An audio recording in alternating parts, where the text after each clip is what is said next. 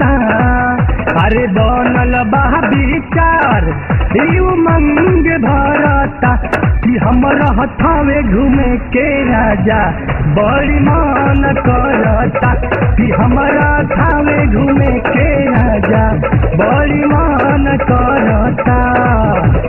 बनल बा विचार उमंग भरता।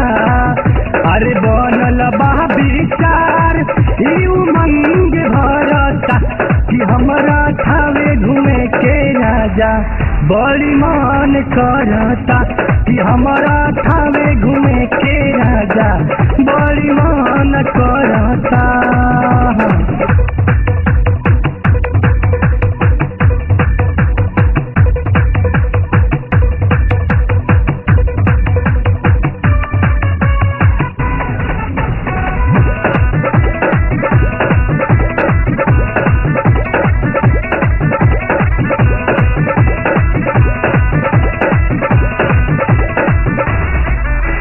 कहतानी तोहरा के रह चुप चाप हो कर नहीं हलाई बात हवे साच हो साच हो साच हो।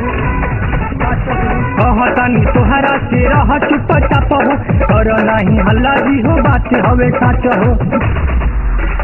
इनह कर सेवा सारा जहान करता। इनह कर सेवा सारा जहान करता कि हमारा मैहर घूमे के राजा बड़ी मान करता कि हमारा हथावे घूमे के राजा बड़ी मान करता।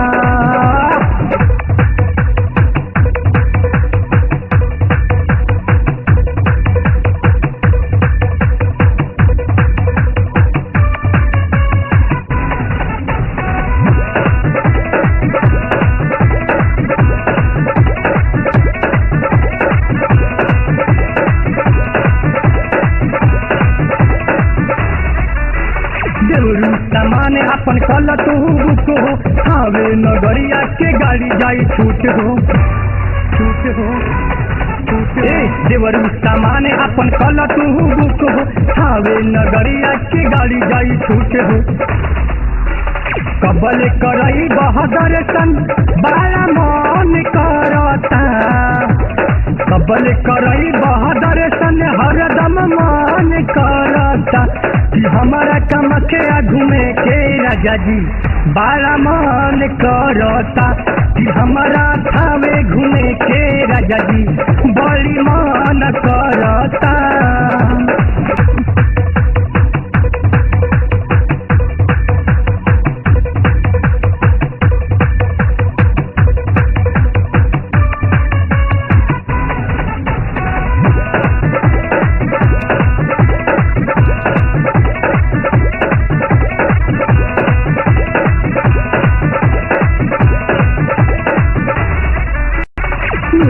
अजीजे देखावा हमके मेला छोड़ के घरवा के सारा झमेला झमेला झमेला। हाँ नूरुल्लाह अजीजे देखावा हमके मेला छोड़ के घरवा के सारा झमेला।